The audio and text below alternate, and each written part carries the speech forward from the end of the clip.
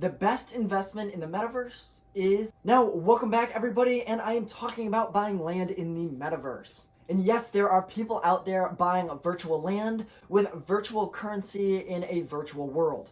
And today I'm going over how to make money, who is making the money, why are they selling it, who are they selling it, and what this means for the future. When my parents were growing up, way back when, they saved up, were my age, and put a down payment on a house, maxed out their Roth IRA, and diversified it across many investments. However, my generation decides to spend hundreds of thousands of dollars on blurry JPEGs.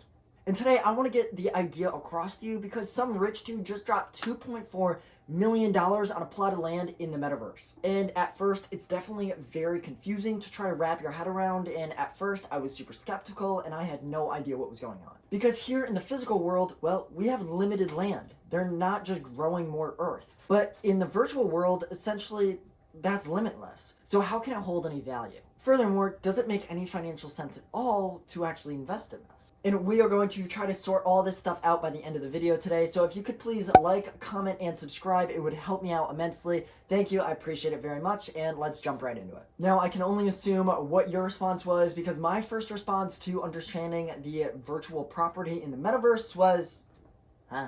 So land inside the metaverse is pretty simple. It's very comparable to land outside the metaverse. However, but it's not really. And just to give you some perspective, I want to give you a couple numbers on how much people are actually dropping on this virtual land. First up is the Metaverse Group. This is a Canadian real estate company who just bought 116 parcels of virtual land. You just got to take my word on this. This is approximately the size of one basketball court in the virtual world. They spend 61,800 mana, which is another cryptocurrency, and that is translated into US dollars to about $3 million.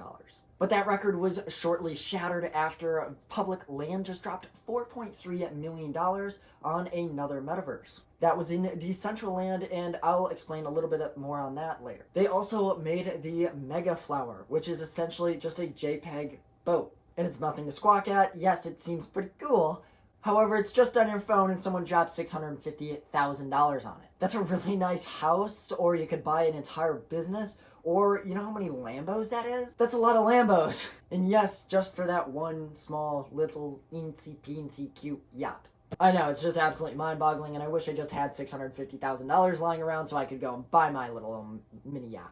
However, just from that, there's a lot of speculation and hype around it, and it doesn't really seem to hold any value. Is this all just a bubble and a get-rich-quick scheme, or is there something more to it? Well, Grayscale, which is actually very reputable, just said that the metaverse will be a $1 trillion opportunity. And yes, you should listen to Grayscale a lot more than a random dude yelling at a camera. And when they said $1 trillion opportunity, they mean revenue every single year, which is more than double the highest revenue earning business in the entire world at the moment. That's literally as much as Walmart and Amazon combined. And well, the land has a massive role in this. So how is buying something limitless going to make you any money because there's no scarcity in it? Well, it's simply that there is limited digital land. And to understand this, just compare it to the physical world. And that means that they can have agriculture, they can build homes, they can build businesses on the physical land. And well, all of that is limited. However, what values the land? Because in the middle of New York City, an acre of land could be worth millions, potentially even billions of dollars. However, you can go out to the middle of Wyoming and buy an acre of land for less than $1,000. So what makes New York City so much more valuable than nowhere, Nebraska? Well, it's quite simple. All land is just not equal. Other land has more value than other places. And it's valued upon its networking effect and its application.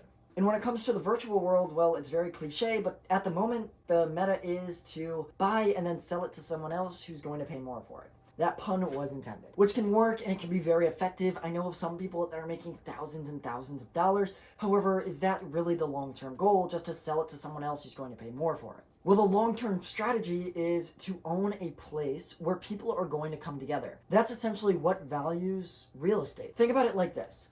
If you could own Facebook or Snapchat or Instagram, any of those, well, that's a place where people come together. And when people come together, it can be very valuable. Just like in the physical world, Wall Street in New York is very valuable because people come together and do things. If no one went there, there would really be no value in it. You can charge fees for event hosting, or you could host your own events, or you could lease the land itself. Just imagine if you owned the virtual land where the virtual world championships were of the hottest video game. That land would be worth a ton of money. Justin Bieber actually just had a concert in the virtual world not too long ago. People seem to enjoy it, and I know it's different. However, that was more of a publicity stunt than actually creating revenue from it, but it is a great place to start. Snoop Dogg himself just bought a Metaverse mansion where he's going to display all of his NFTs. And his neighbor, I think, just bought that plot of land for like $500,000.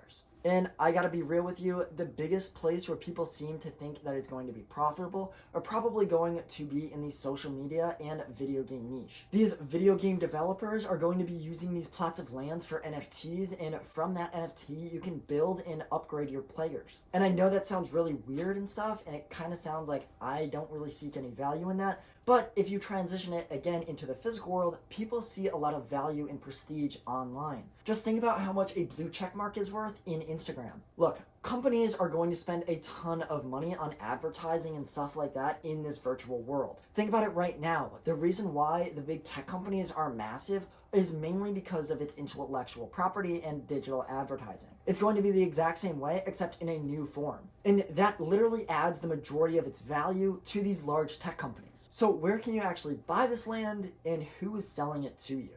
Well, simply, the people who are selling it to you are the developers of that land. And you have to understand that there's many metaverses. Think about it again like social media platforms. You have Facebook, Instagram, Snapchat, Twitter. They are all their different platforms, however they all seek value. The most popular in the odds of someone actually saying the metaverse, they're probably referring to one of these two. Either being Decentraland, which has 90,601 parcels of land, and that was created in 2015, and they just hosted an event with 80 different artists. And the other being Sandbox with 166,000 plots. This was created back in 2012 and has raised over $93 million in its first round. Now understand that the Sandbox is limited just like Decentraland, and Sandbox is ideally going to cater to the ones who are going to be developing video games and NFTs and stuff like that. And you also have Meta, which that is actually provided by Facebook.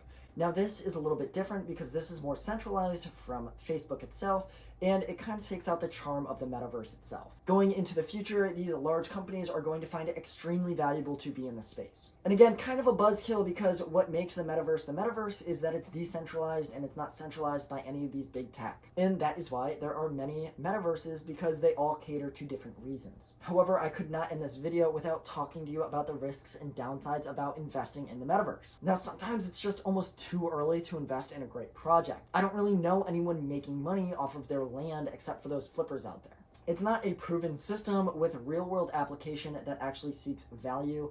At least nothing that I've actually seen. It's pretty much theory at this point. At this point, it's just a really high-functioning website, and I don't think companies really are going to jump onto this right now at this stage, because what makes this really so much more valuable than a simple Shopify website? I don't really know, and neither do most people, so that's why sometimes it can just be too early to invest in a project. And you also have to understand that these investors are massive investors, and millions of dollars dropping on a plot of land is not much to them. If they're worth $100 million and they drop $1 million on a plot of land, that's only 1% of their net worth. And it could just end up like the $1 Million homepage. A couple of years ago, this student basically wanted to pay for his education. He made a 1,000 by 1,000 pixelated screen and essentially sold 1 pixel for $1. He ended up selling all million pixels, meaning he made $1 million, to different companies to advertise.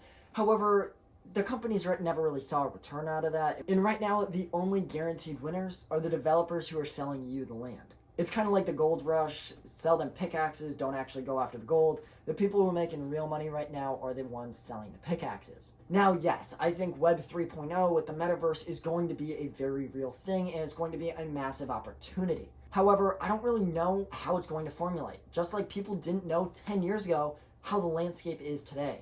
People hypothesized many different things, but the reality is the majority of those were just false. No one saw value in YouTube back in 2005 like they do today.